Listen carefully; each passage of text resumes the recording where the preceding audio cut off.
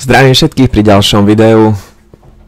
Aký skvelý pokrok máme s marketom, kto by to bol povedal. Nejaké 2-3 týždne, odkedy som robil posledné video. A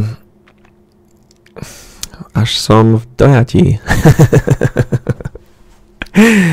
Čo povedať? Povedzme si na začiatok. Žiadna finančná poradňa, každého situácia iná. Ja vám len hovorím, čo ja robím, ako vidím market. A v poslednom dôsledku som len kto na YouTube, čo hovorí, čo robím a každého situácia iná. Takže nerobte veci tak, ako ja robím.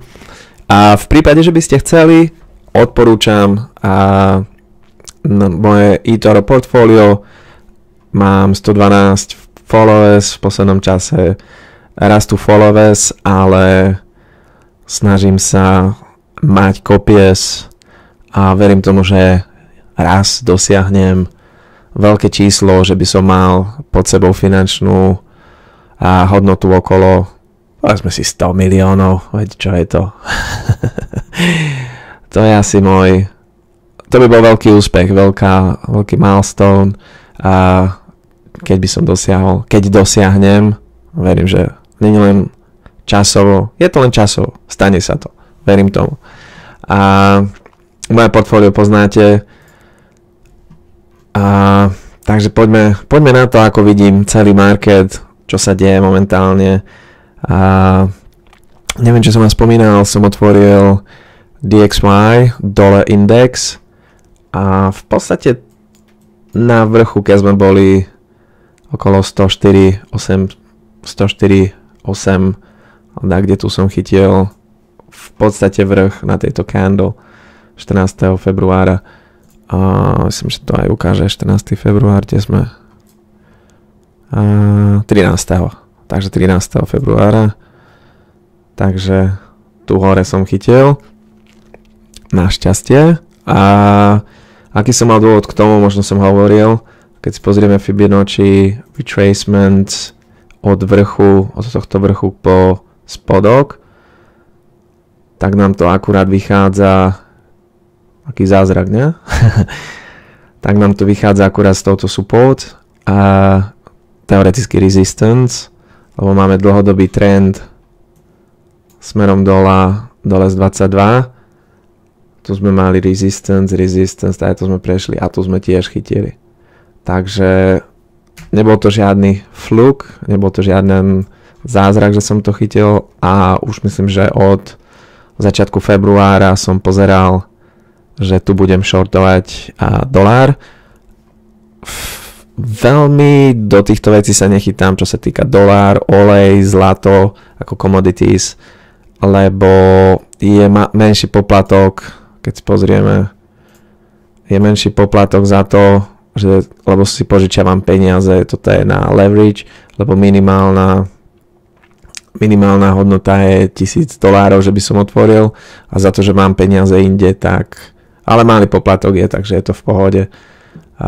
Nič dramatické, tight stop loss som mal, takže risk reward veľmi dobrý a plánujem držať trade až do okolo 100.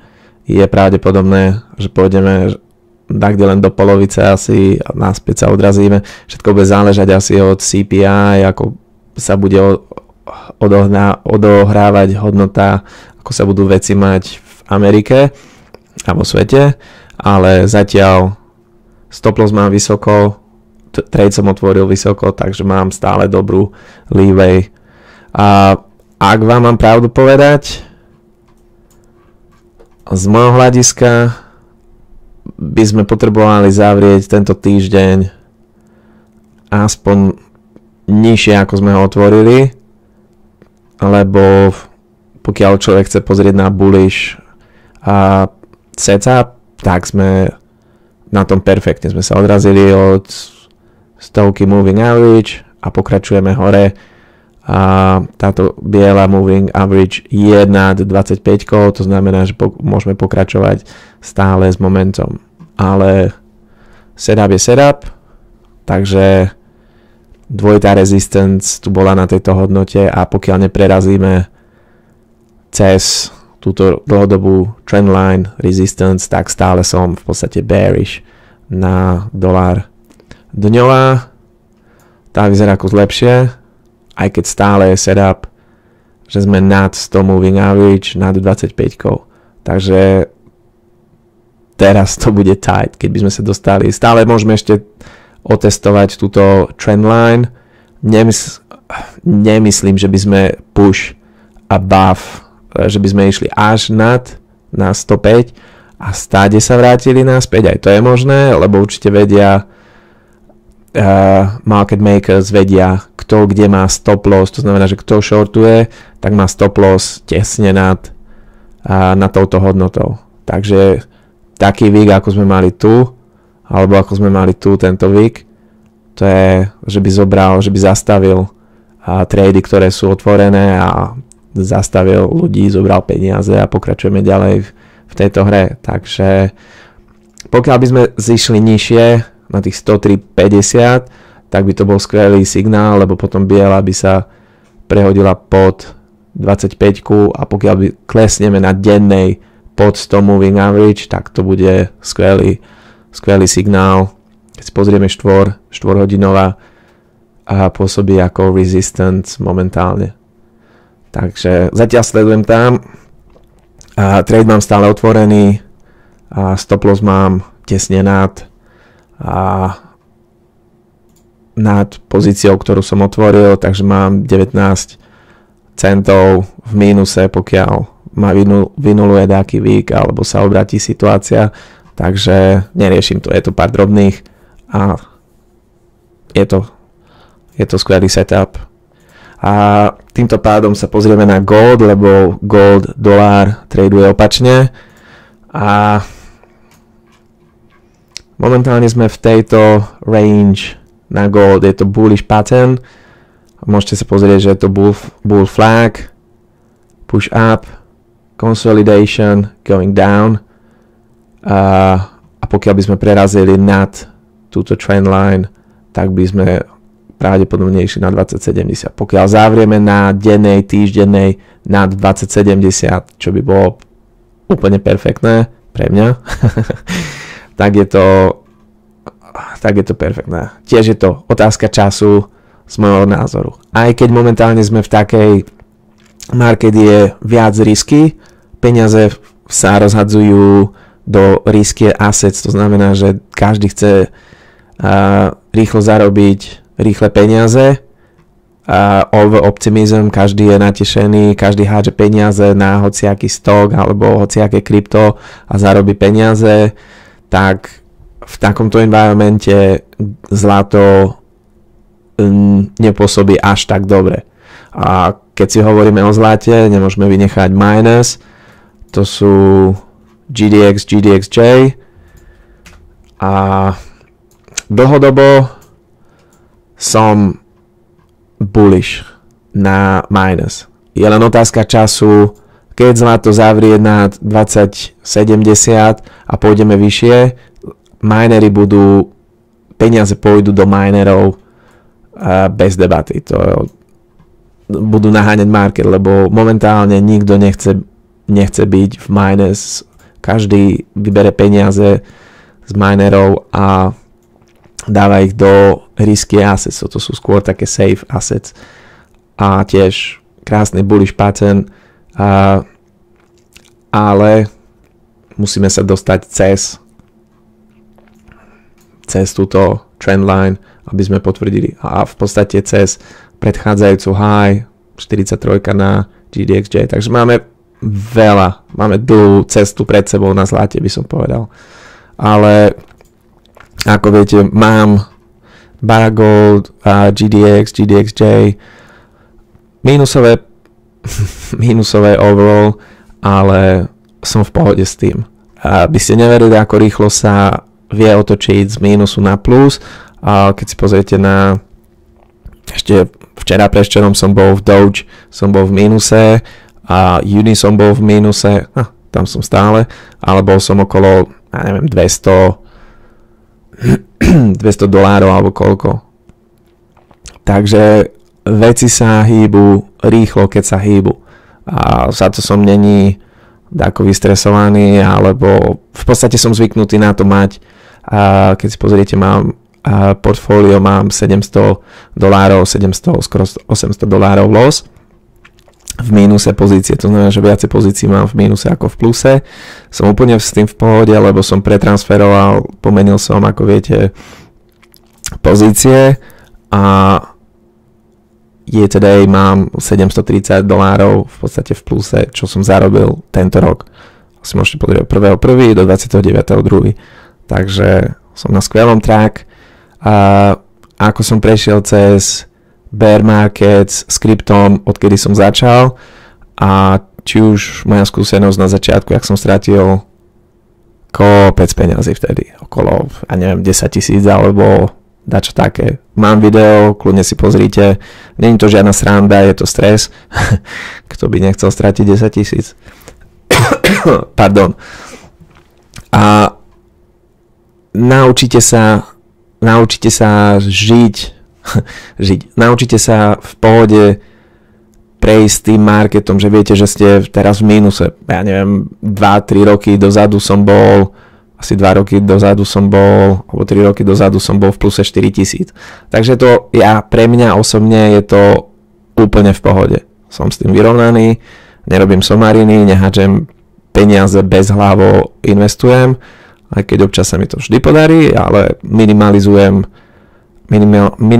také trady. A sa snažím, napríklad teraz mám otvorené pozície, ktoré budem mať držať či už do konca tohto roku, počas tohto roku, alebo až na budúci rok. Takže budem ride the wave. Takže to je asi taká moja vec, čo sa týka mojich tradeov, a byť v pohode s tým, že mám portfólio oficiálne v mínuse, aj keď viem, že môže prejsť mesiac, 2 mesiace a sa to všetko zmení. A RLG. OK, poďme sa pozrieť na nejaké trady, na nejaké setupy alebo na veci, ktoré sa pozerám.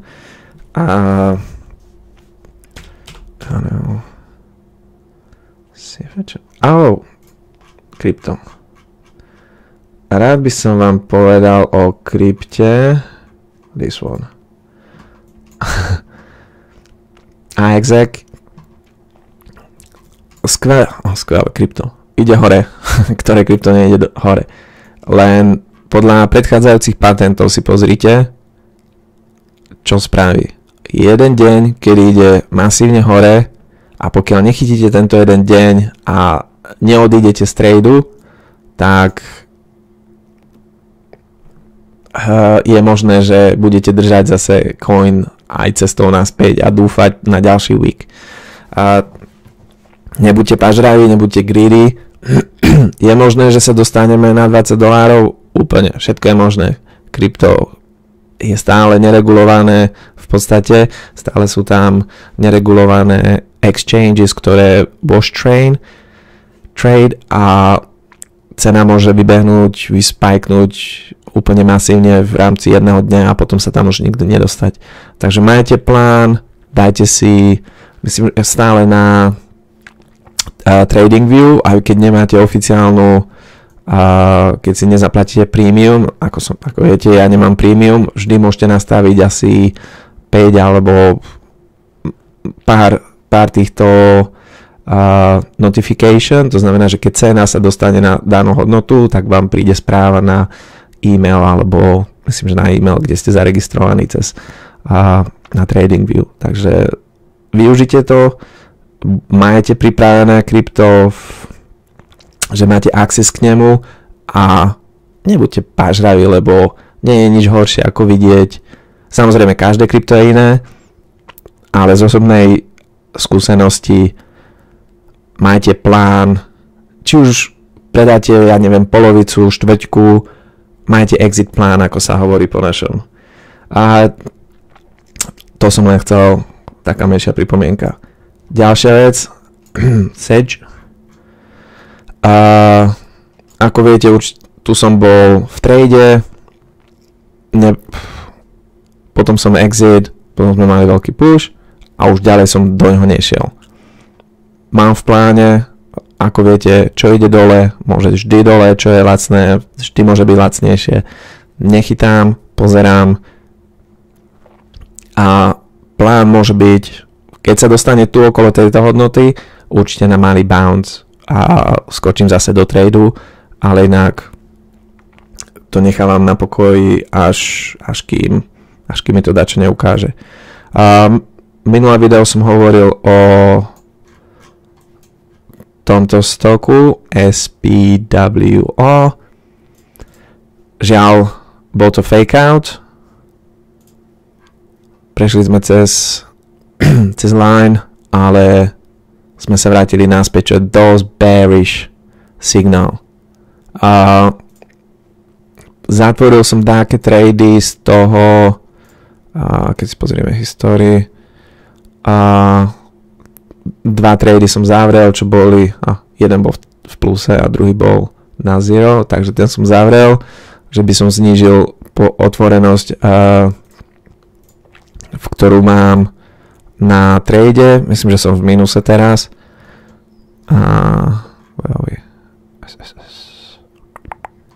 Tu sme. Takže som dosť v mínuse, mám malú pozíciu a nemyslím ani, že tam mám stop loss na tomto. Nemám žiaden stop loss. Mám na 2,53, zase keď by sme sa dostali na, keby sme išli pod túto aj. Je možné, že teraz budeme touch túto line, ale z vrchu, čo by bolo pozitívna vec a stáde, pokiaľ by sme sa posunuli hore. Hodil som tam pár drobných, ako vidíte, celý trade je $70.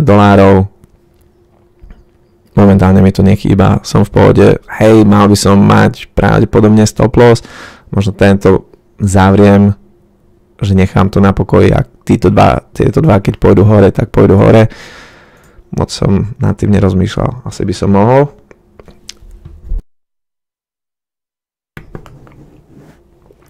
OK, ďalší tool.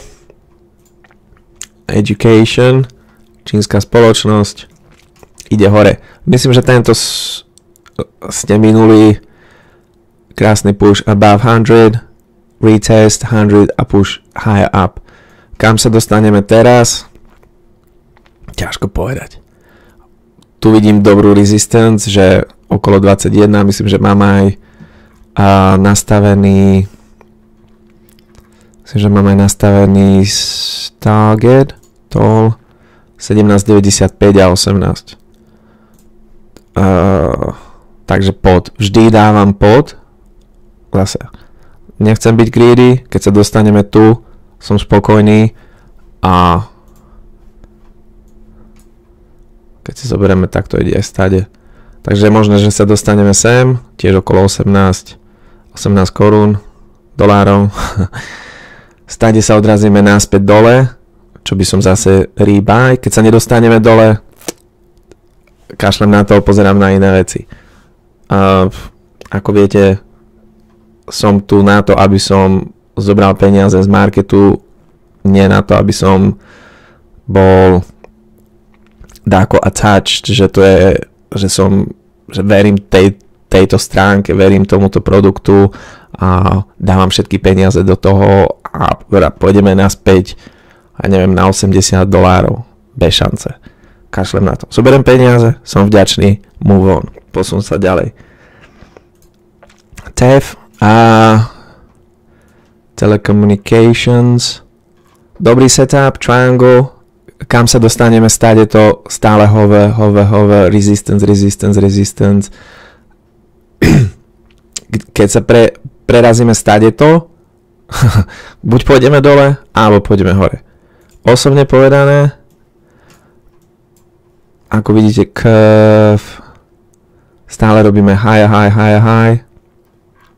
Takže verím tomu, Vždy môžeme ísť nižšie, retest dole, alebo spraviť low, aj to je možné. Budem to riešiť potom, keď sa k tomu dostaneme. Koľko tam máme? $120, žiadna tragédia v tom, takže som s tým v pohode. A jeden setup, čo som pozeral,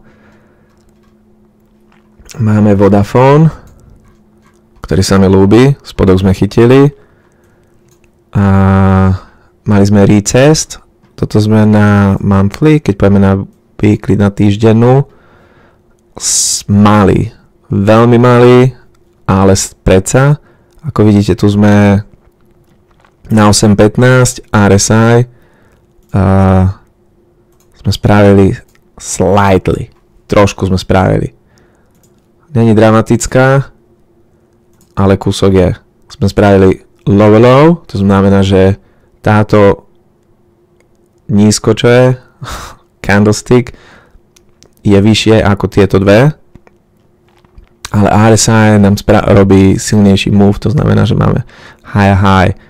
A pozitívna divergence, stok je super sold off. Je pravdepodobné, že budeme aspoň testovať 100 moving average. Ťažko povedať. Uvidíme. Dobrá support. Tu sme sa odrazili. Alebo je možné, čo by bolo ešte lepšie, ale to len snívam asi, že budeme zase retest moving average, ale túto trendline, čo by bolo úplne perfektné. Nemyslím, že prerazíme, ale keďže sa tam dostaneme, tak by som bol veľmi vďačný. A takže týždeň nám vyzerá veľmi dobre.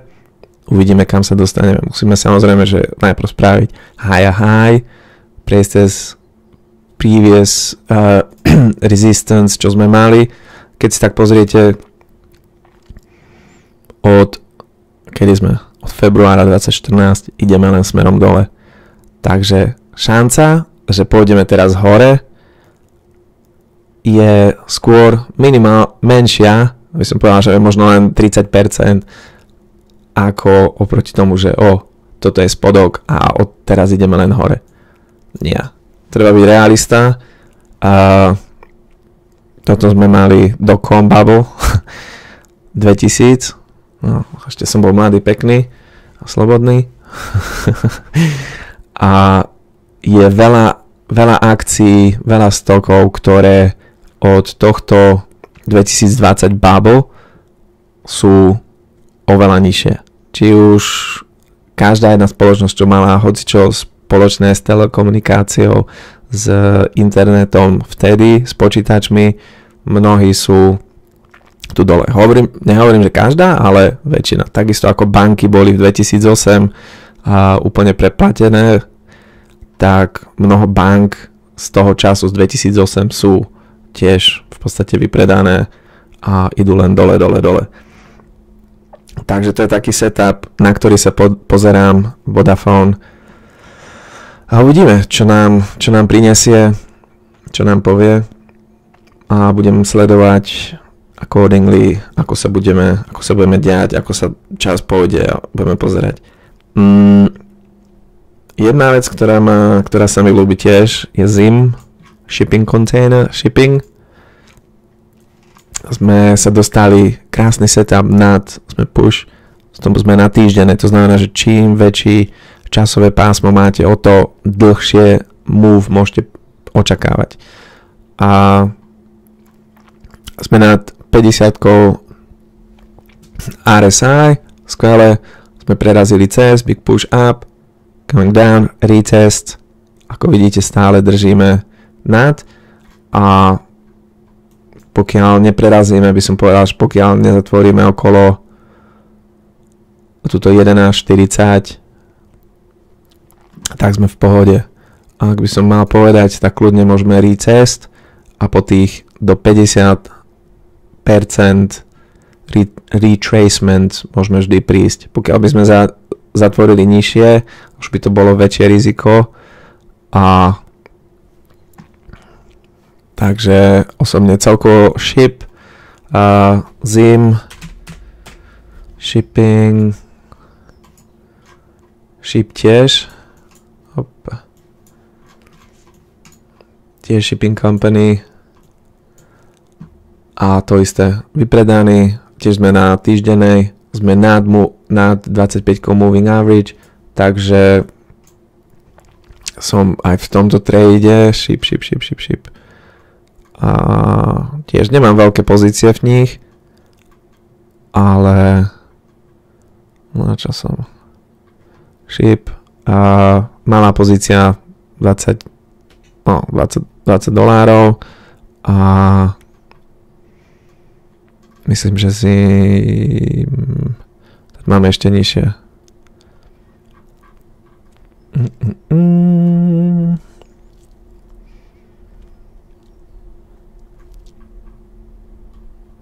No, kde sme? Zavrel som? Nezavrel som. Mám tak viac? A, tu sme. Takže to sme $70 v tomto v zim. Takže a nedávno som zavrel, keď si pozrieme history, zavrel som teraz GOGL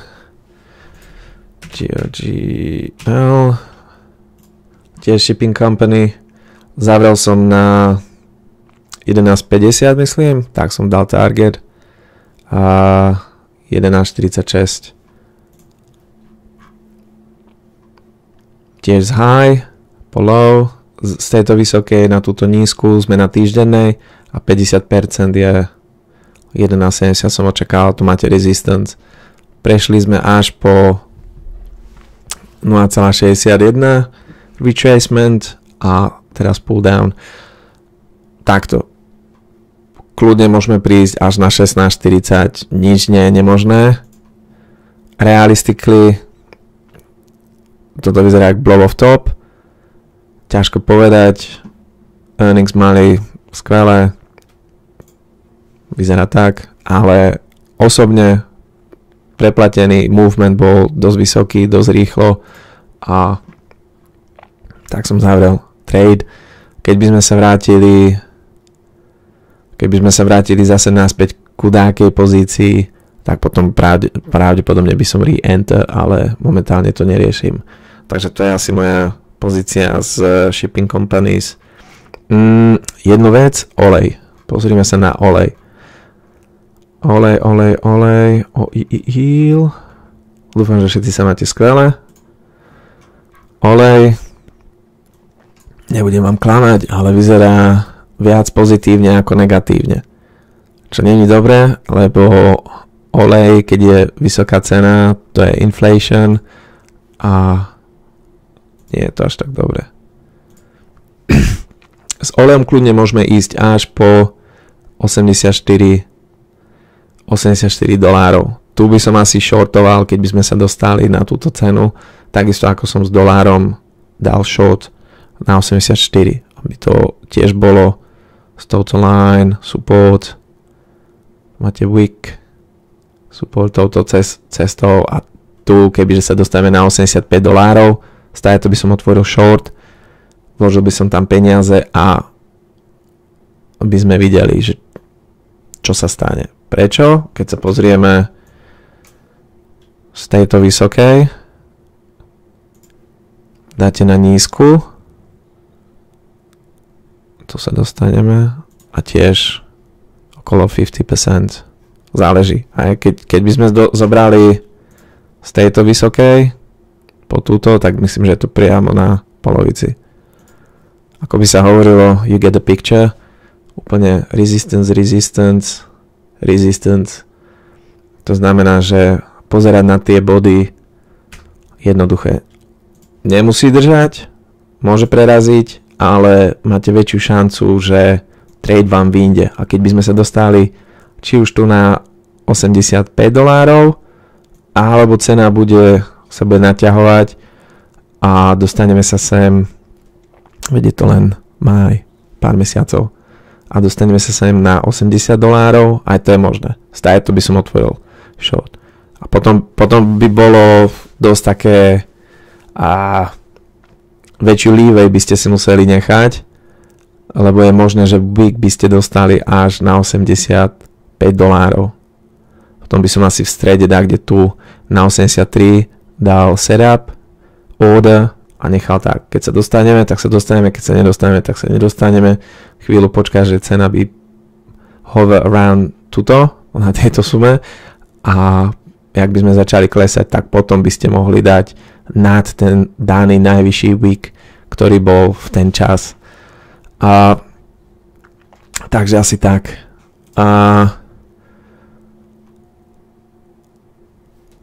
ExxonMobil. Takže asi taká je situácia. BP, poznáte moju situáciu s BP. Myslím, že olej je taký na poslednej nohe. Keď tuto prerazíme túto support, tak olej môžeme očakávať nižšie na dennej. Vidíte, resistance, odrazili sme sa a ideme dole. Prerazili sme s bielou pod 25-ku, ten negatív, takže ideme dole. Prídeme zase naspäť sem. Ťažko povedať. Treba to zobrať zo dňa na deň, pripraviť si setup, keď tak a ísť podľa toho. Ak máte také voľné peniaze, smelo ma podporte, kopírujte otvorené programy, ktoré mám a moje portfólio poznáte. By som povedal, že sa nemám za čo hanbiť. Už som dosť veľký na to, že by som sa hanbil, aj keď sa stále hanbím, kde tu. A budem len rád, keď mi dáte svoju dôveru a vložíte peniaze do mojeho investovania. A keď nie, tak je všetko fajn. Pekný deň prajem a verím, že všetci sa máte úplne skvelé a víkend máme pred sebou. Pekný deň.